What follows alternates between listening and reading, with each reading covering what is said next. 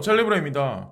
비트코인이 그래도 어느 정도 올라가서 자리를 지켜주니까 그래도 비트코인부터 나머지 코인들 가격이 그냥 나쁘진 않게 흘러가는데 왜 이렇게 가슴 한켠에는 허전할까요? 그런 마음이 왜 들까요? 비가 와서 그런가요?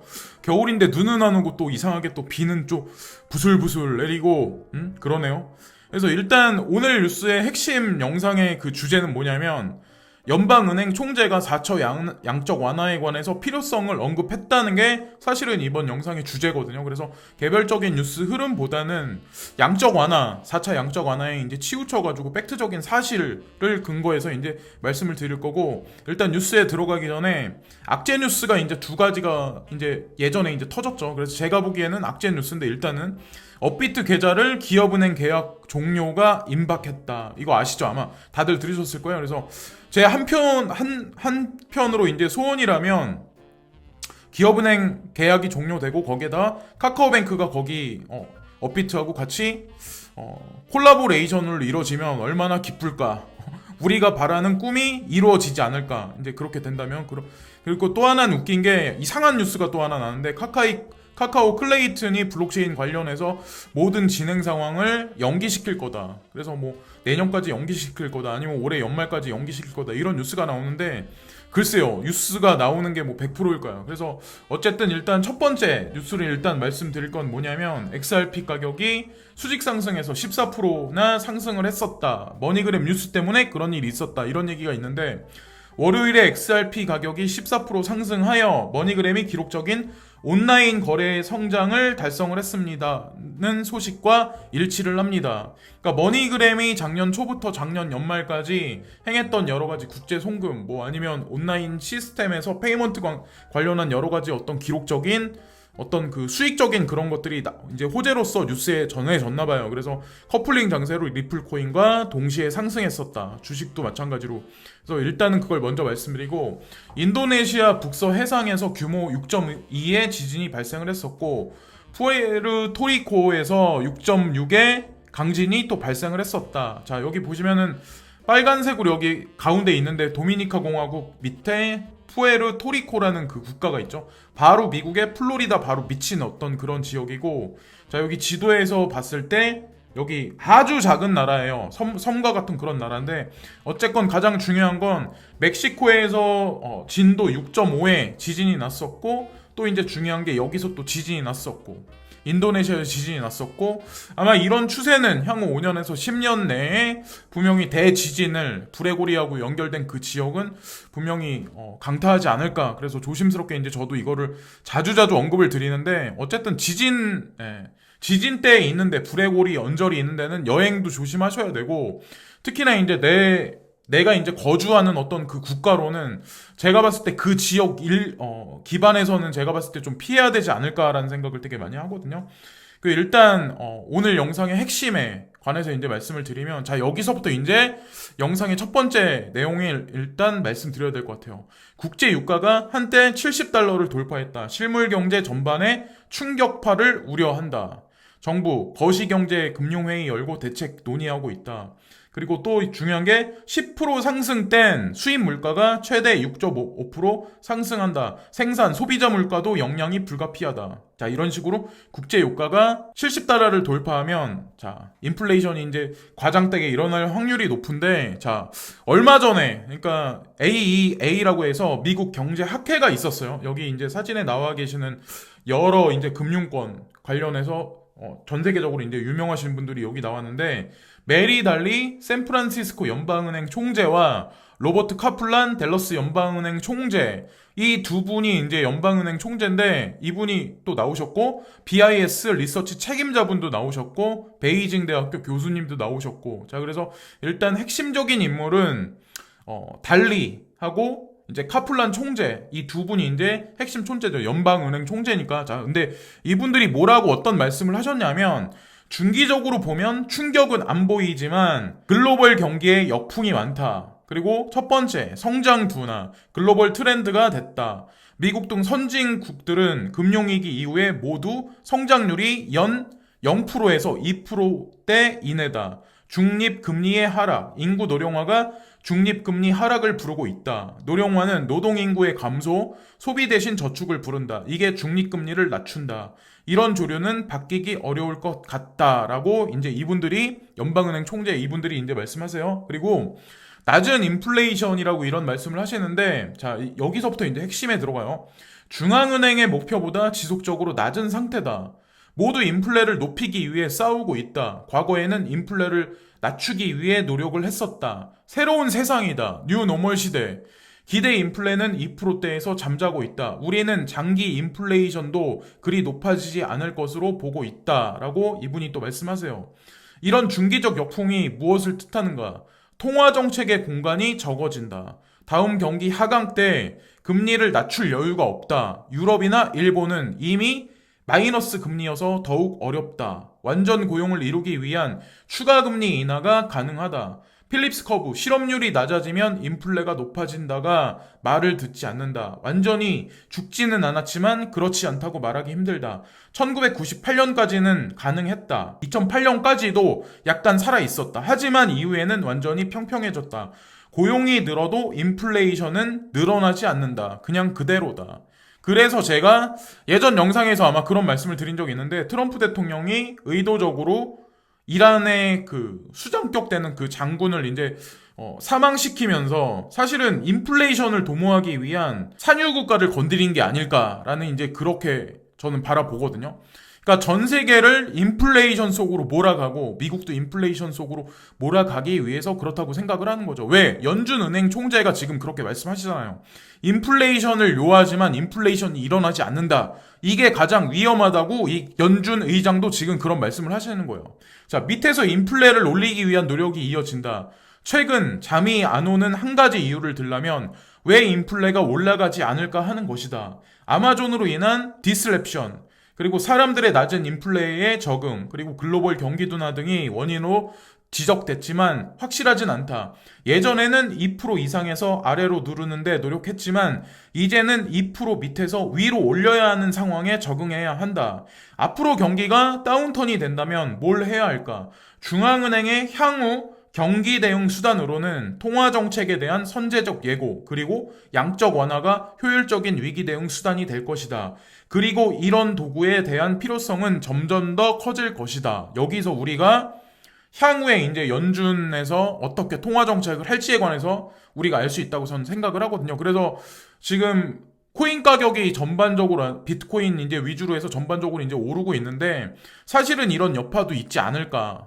향후에 이제 연준 회의에서 금리 발표를 하는데 그거에 관해서 우리가 이번에 미국 경제 학회에서 나오니 연준 총재들의 발언에 관해서 어느 정도 유추를 한번 해보면 결론을 도출할 수 있다고 저는 생각을 하거든요. 그리고 이거는 댈러스 연방은행 총재님이 이제 바라보시는 어떤 시장 상황하고 금리 상황에 관해서 이제 말씀을 하시는 건데, 로버트 카플란 댈러스 연방은행 총재, 2020년 미국의 성장률은 연 2.25% 정도로 보고 있다. 미국은 왜 1980년과 90년대처럼 고성장하지 못하는가? 구조적인 변화가 있다. 인구 통계학적 변화, 노령화는 전 세계적이다. 미국에서도 두드러진다. 이에 따라 노동 참여율도 떨어지고 있다. 노동 참여율 증가는 사실 지난 10년간 미국 경제가 성장한 강력한 힘이었다. 앞으로는 트럼프 행정부가 추진 중인 반이민 정책에 부정적인 영향도 나타날 것이다. 두 번째, 기술의 변화. 기술은 그동안 생산성을 높이는 데 기여했다. 최근 클라우드가 확산되면서 바잉 파워 측면에서 약간 상황이 고객 기업들은 대부분 프라이싱 파워가 없는 상태다. 클라우드 기업들은 더 많은 시장 점유율과 스케일을 갖추고 있다. 생산성 향상은 약간 느려지고 있다라고 여기 또 나오죠. 그러니까 오프라인에서 온라인 쪽으로 치우치긴 하지만 실질적으로 생산성 향상에 어떤 부가되는 베네핏을 가져다 줄 수 있는 거는 좀 천천히 나타나고 있는 현재 상황이다. 새롭게 부상하는 트렌드로 기후변화가 예측 불가능한 상황을 만들고 있다. 이에 대한 대응 비용이 커질 수밖에 없다. 그래서 오늘도 날씨를 보니까 저희 어머니도 그런 말씀 하시는데 겨울인데 겨울 같지가 않아. 이상해. 저도 이제 그런 걸 느끼거든요. 미국의 급증하는 부채는 기본적으로 지속 가능하지가 않다. 현재 지속 가능한 것처럼 보이는 이유는 달러가 기축통화이기 때문이다. 전 세계 사람들이 달러를 원하고 있다. 하지만 기축통화로서 세계적인 달러 수요가 바뀐다면 미국에게는 정말 큰 문제가 될 것이다. 왜 이번에 트럼프 대통령이 전쟁을 일으키려고 지금 하고 있을까? 그리고 인플레이션을 도모해서 그들이 진정 추구하는 건 과연 무엇일까? 스태그플레이션이라는 거를 경제학자들이 눈치를 채고 디플레이션 쪽으로 가는 거를 미리 막기 위해서 인플레이션 쪽으로 급선회시키기 위한 하나의 트럼프 행정부의 하나의 대안이지 않았을까라고 이제 저는 한편으로는 생각을 하고 있거든요. 어쨌건 중요한 건 댈러스 연방은행 총재, 샌프란시스코 연방은행 총재가 양적 완화에 관해서 이제 말씀을 하셨죠. 그래서 향후에 이제 뭐 지금 주식시장이 막 가파르게 올라가다가 전쟁이란 어떤 그 명분을 삼아서 조정 장세에 살짝 있긴 한데 어쨌건 4차 양적 완화는 지속적으로 이뤄질 가능성이 높다. 전 세계 달러부터 해가지고 전 세계 뭐 모든 통화는 시장에 엄청난 양이 앞으로 풀릴 가능성이 농후하다. FED의 달러 대량 공급은 현재는 뉴욕 증시 상승을 이끌고 있습니다. 이는 궁극적으로 달러와 약세로 이어질 수밖에 없습니다. 너무나 많은 달러가 시장에 돌아다니고 있으니까요. 최근 미국 경기가 개선될 거란 기대 속에서도 달러와는 조금씩 약세를 보이는 이유입니다. 달러와 약세 예상이 강해진다면 각국 중앙은행은 어떻게 할까요? 외환 보유고를 달러에서 금이나 다른 통화로 다변해야 할 겁니다. 라고 여기 또 나오죠. 그래서 금값도 올랐고 제가 개인적으로 보기에는 암호자산 시장의 비트코인도 좀 가파른 상승세가 좀 많이 나오지 않았을까 그런 생각을 이제 한편으로 저 같은 경우도 하고 있거든요. 하지만 완화적 통화 정책을 펴는 곳은 미국뿐 아닙니다. 일본, 유럽 등도 마찬가지입니다. 다른 통화들도 모두 신뢰가 약해지고 있습니다. 결국 금이 가장 좋은 대안인 셈입니다. 이 기사를 쓰신 분 같은 경우는 암호화폐 시장은 여기다 대입을 안 했는데 일단 전 세계 안전 자산으로 대두되고 있는 게 원래 첫 번째가 원래 금이었고 제가 봤을 땐 현재 어떤 4차 산업혁명에서는 저는 비트코인이 금을 대체하는 그런 역할을 할 거라고 생각을 하거든요. 실제 중국, 러시아, 인도, 터키 등은 달러 보유량을 줄이고 대신 금을 공격적으로 사들이고 있습니다. 자, 여기 이제 그런 얘기들이 나오죠. 위에 있는 파란색 그래프가 전 세계 중앙은행의 에셋, 자산들이고 밑에 쪽에 노란색 지금 선이 이제 살살살살 반등을 하기 시작하는데 사실 이건 금 가격이거든요. 근데 비트코인도 마찬가지로 지금 여기 나와 있는 그래프 같이 아마 올라가고 있다고 보셔야 될 것 같아요. 왜냐면 지금 현재 똑같은 상태에 대등한 어떤 금과 비트코인은 대등한 위치의 안전자산으로서 사람들 인식에 대두되고 있는 현재의 어떤 트렌드이기 때문에 인플레이션이라는 거를 이제 간단하게 말하면 트럼프 대통령이 이제 요하는 연준에서 이제 추구하려는 인플레이션 1970년대는 커피 한 잔을 0.25센트면 샀다. 그러나 시간이 80년대, 90년대, 2000년대, 10년대 2019년까지 가면서는 지속적으로 가격이 상승해서 1달러 59센트를 지불을 해야 된다. 동전이 1개에서 동전이 6개가 필요하다. 지금 현재 이렇게 만들고 있는 거죠. 의도적으로. 그러면 이렇게 만들면서 얼마나 많은 돈이 시중에 풀릴까요? 앞으로는 여기에 동전이 더 늘어나겠죠. 10개가 되고 12개가 되고 나중에 이게 100개가 되고 결국에는 통화 시스템을 바꿀 수밖에 없는 그런 처지가 될 수밖에 없는데 끝에 결론 지어서 이 그림 한 장으로 지금 현재의 장세를 일때 말씀드리면 어떤 거냐면 1970년에 여기 보면은 어떤 사람이 돈을 가득 싣고 있는 수레를 경사도가 있는 어떤 그런 언덕을 끌고 올라가는데 중앙은행이라고 쳤을 때 처음에 경사가 가파르지 않았을 때는 되게 올라가기 되게 쉬웠을 거예요. 근데 2020년 들어서는 여기 수레에 돈 양도 더 많이 얹어졌을 거고 이 경사도도 더 가파라졌을 거예요. 중앙은행 입장에서는 1차, 2차, 3차까지 양적 완화를 했는데 4차 양적 완화는 제가 예전부터 말씀드렸지만 더 많은 돈을 시중에 유통을 시켜야 돼. 그러나 약발이 잘 받지 않아. 아까도 댈러스 연준은행 총재랑 샌프란시스코 연준은행 총재가 그렇게 말씀하셨잖아요. 시장의 어떤 그 인플레이션이 지속적으로 늘어나지가 않는다. 자기네들 의도한 것보다. 그죠? 그래서 제가 이제 누누이 말씀드리지만 또 다른 어떤 화폐 시스템, 또 다른 화폐를 유통시키기 위한 그들의 작전이 사실은 저는 암호 자산 시장이라고 생각을 하거든요. 그것과 연결돼 있는 거는 사실은 마스터카드 뒤에 있는 뭐 시티뱅크가 됐든 아니면 뭐 미국에 있는 뱅크 오브 아메리카가 됐든 또 그들은 벡트 거래소하고 또 연결이 돼 있고 그레이스케일 자산 운용사 DCG 그룹 디지털 커런시 그룹하고도 연관돼 있지 않을까. 그래서 여러 가지 것들을 이렇게 다 종합적으로 생각해 보시면 흔하게 이제 사람들이 많이 말하는 게 국제 송금상에서 송금 수수료가 되게 비싸니까 비트코인을 써야 된다. 뭐 편리하다. 뭐 어쩌고저쩌고 얘기를 하는데 결국에는 저는 현존하는 통화 시스템이 4차 양적 완화를 설상한다고 하더라도 그게 마지막이 되지 않을까라는 생각을 되게 많이 해요. 그러니까 아까 연준은행 총재가 그런 말씀 하시잖아요. 이제 한계치에 다다라왔다.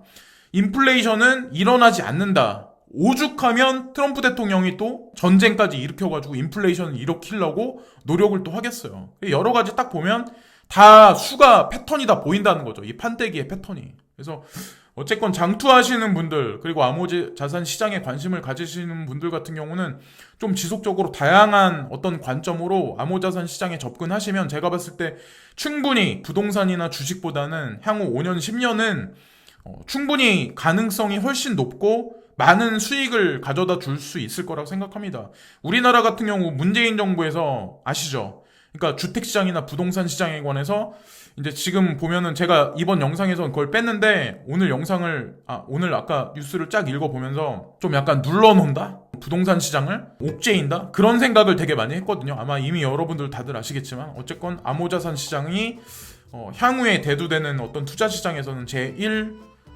급으로 올라가지 않을까라고 이제 저는 생각을 합니다. 지금까지 찰리 브라운이었고요. 오늘도 시청해주신 모든 분들께 진심으로 감사를 드리고요. 항상 진심으로 감사를 드립니다. 구독과 좋아요 끝으로 부탁드립니다. 감사합니다.